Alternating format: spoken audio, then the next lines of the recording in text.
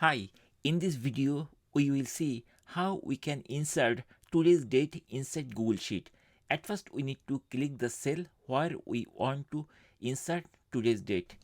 Once we click the cell, then we have to start typing equal sign, and after that we have to write today, something like that, and then we have to hit the tab key to complete the method name. So basically the method name is today. So I am going to press the tab key to complete this method, and then I have to close the parenthesis, and then we have to hit enter key or return key of our keyboard.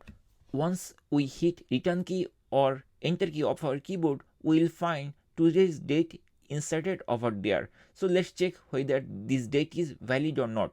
So I am going to type google.com, and then I am going to type today's date, and here we are seeing today's date is September 22, 23, and if we switch the Google Sheet, we will see the same date. So that's it guys. In this way we can easily insert today's date inside Google Sheet by using the today method. Thank you guys for watching the video.